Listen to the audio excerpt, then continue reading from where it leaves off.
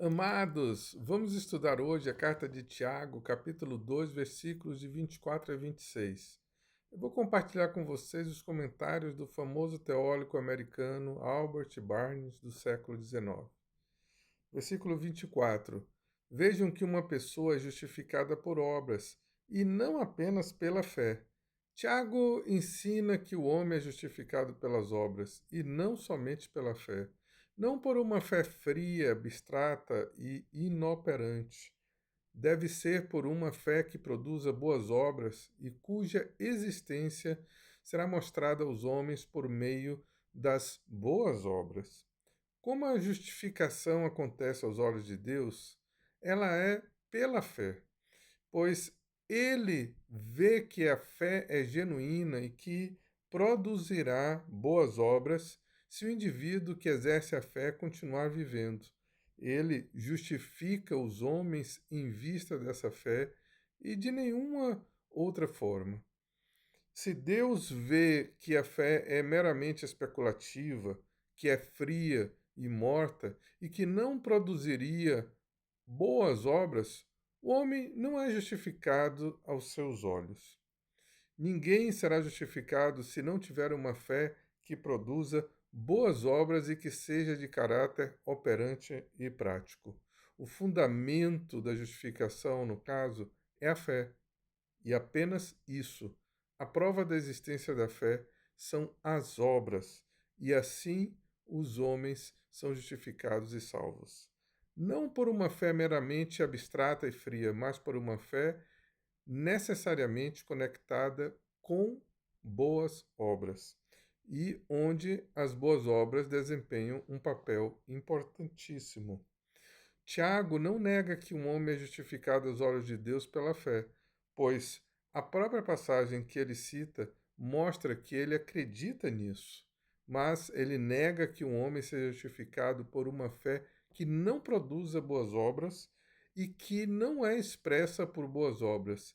Assim, ele sustenta, como Paulo sempre fez, que nada além de uma vida santa pode mostrar que um homem é verdadeiro cristão e aceito por Deus.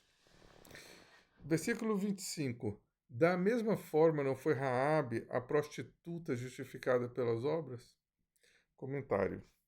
No mesmo sentido em que Abraão foi justificado pelas obras geradas pela sua fé em Deus, conforme explicado em Tiago, nos versículos 21 a 23, mostrando pelo seu efeito em obediência a Deus que sua fé era genuína e que era apenas um mero assentimento frio, não era apenas um assentimento frio e especulativo às verdades das instruções de Deus. Raabe mostrou que ela realmente acreditava em Deus. Deus viu sua fé como ela era. Ele viu que isso produziria atos de obediência e aceitou como justa.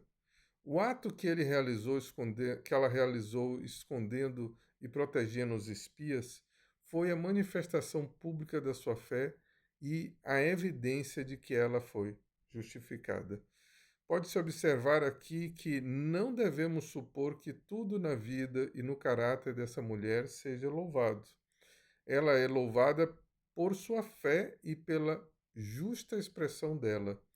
Uma fé que, ao induzi-la a receber os mensageiros do verdadeiro Deus e a enviá-los em paz, e ao levá-la a se identificar com o povo de Deus.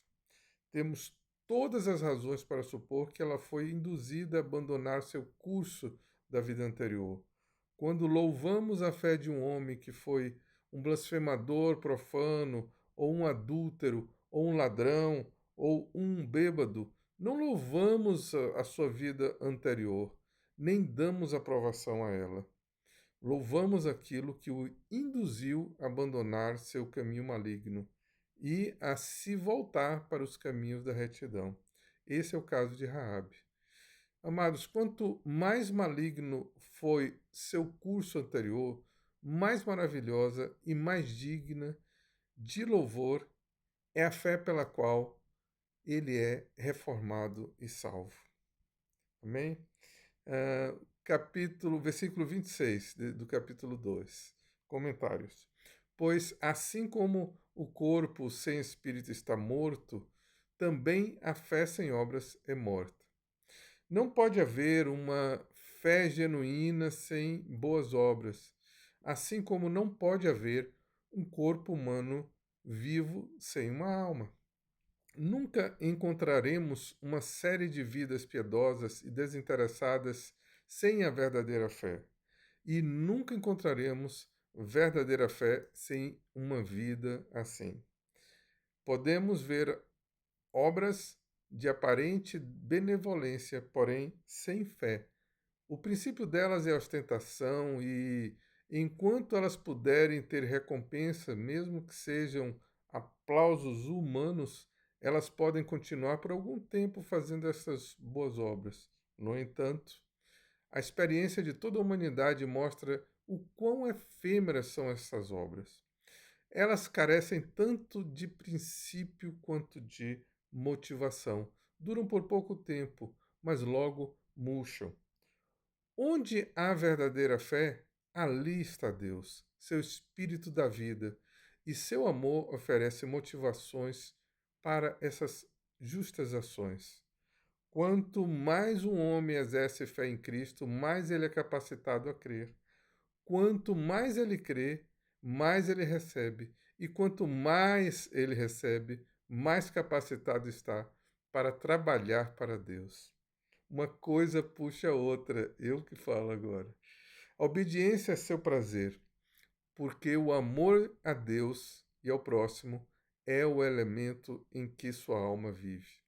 Algumas pessoas, conhecidas por Tiago, devem ter ensinado que os homens são justificados apenas para acreditar no único Deus verdadeiro, ou ele não teria se esforçado tanto em refutar isso. Tiago, ao negar que essa fé seja válida, se não for acompanhada de obras, não disse nada além do que o apóstolo Paulo já tinha dito em outras palavras, em Romanos 2, onde ele combate o mesmo erro judaico e afirma que não são os ouvintes, mas os praticantes da lei que serão justificados. E o que o conhecimento da vontade de Deus, sem execução dela, serve apenas para aumentar a nossa condenação. Recentemente, eu fiz uma limpeza nos armários do meu escritório e casa. E entre os vários itens inúteis que separei para jogar fora, estavam 2 laptops que não funcionam porque sua capacidade de memória e o disco duro não são mais atualizados e não estão em condições de funcionar com os programas atuais para quais eles foram criados. Eles não mais exercem a sua função. Esses aparelhos continuam sendo computadores, porém sem nenhuma utilidade. Eles estão mortos. Assim também somos nós, se não estamos capacitados pelo Espírito Santo para desempenhar as boas obras. Obras que Deus preparou para que nós andássemos nela, para que honrássemos a Ele e adorar a Ele.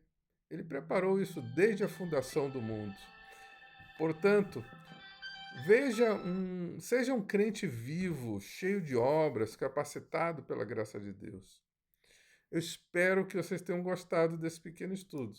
Semana que vem, com a graça de Deus, nós voltamos iniciando o capítulo 3. Que Deus te abençoe em nome de Jesus. Amém.